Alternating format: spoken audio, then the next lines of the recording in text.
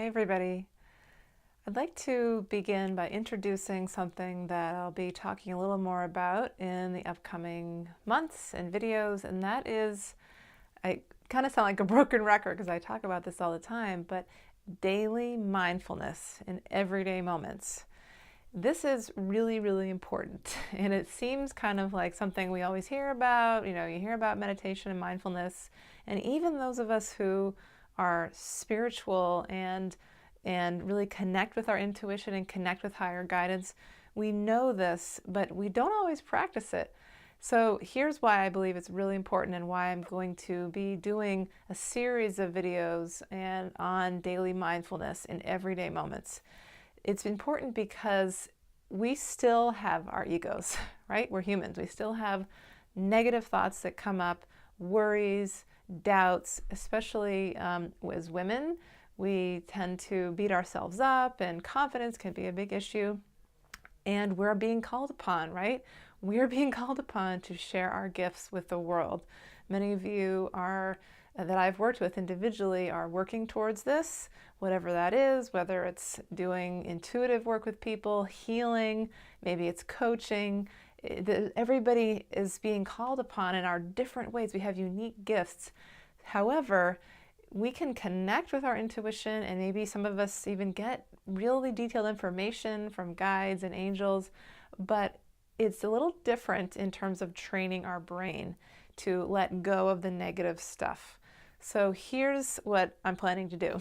There is this amazing modality called Mindfulness-Based Stress Reduction, created by a man named Jon Kabat-Zinn.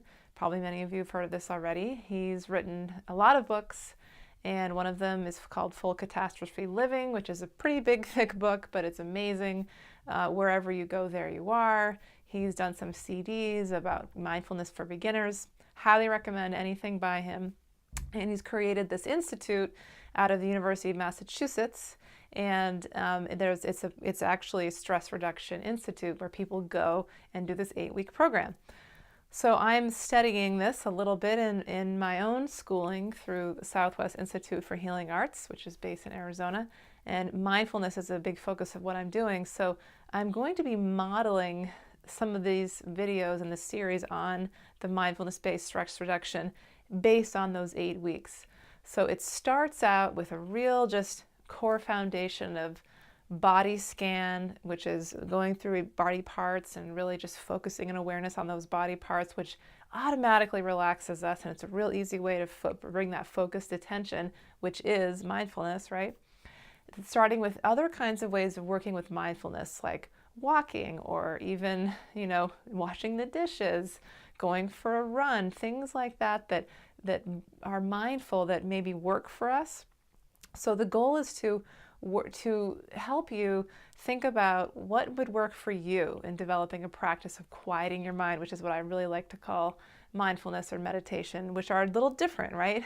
Meditation is, by the way, setting aside time, 15 to 20 minutes, to carve out that dedicated time of focused attention. Usually it's on the breath, right? To begin to train the brain to create that new habit. Mindfulness, on the other hand, is simply just focused attention on one thing in a purposeful way, letting go of judgment, letting go of evaluations, right? And the goal here is to bring this mindfulness into as much of our days as possible. Mindfulness while driving, mindfulness while having a conversation with somebody, mindfulness while brushing your teeth, mindfulness while being with your kids.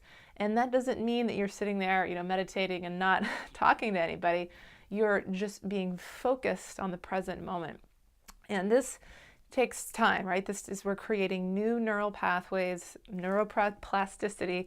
We are training our brain to begin to be more in the present, bring our awareness into that moment. And it doesn't mean, some people worry, like, does this mean I'm just going to be sitting around all day, like in the zone and not doing stuff? Well, believe me, that's been a worry of mine too, but actually it's the opposite. It brings about, there's all these studies that have been done on this, more focus and more concentration, and you actually end up being more productive when you're bringing these times of being present into your daily life. So there's a lot of different ways to go about doing this. Sometimes, like I said, it means literally taking out time to pause, 1, 2, 3, 4, 5 minutes in your day, ideally also in the morning or the evening when you're at home, setting aside dedicated time to just quiet your mind, what we would think of as meditation. And really it's creating this new wiring in our brain that that helps us remember when those negative thoughts come up or when we're holding an emotion in our body, to just notice that it's happening in the first place. That's the first step. And then to begin to release it, or simply by observing it, we usually end up separating from it because we're looking at it from this observer place, our higher self, right? So I know some of you may think, well, that's so basic, and we always want to do stuff in our brains, right? I mean, I'm like this too. I want to do visualizations. I want to connect with higher guidance. I want to work on manifesting things, and all of those things are really important. But the core to all of this, the foundation, is training our minds to be blank slates, to be in the present. And by the way, doing this for me, for those of you who are interested in this, has really opened up my intuition and allowed me to connect with higher guidance in amazing ways. So hope you enjoy the coming videos that are going to be focused on mindfulness, meditation, and how you can make this in a practice in your daily life. Thanks so much.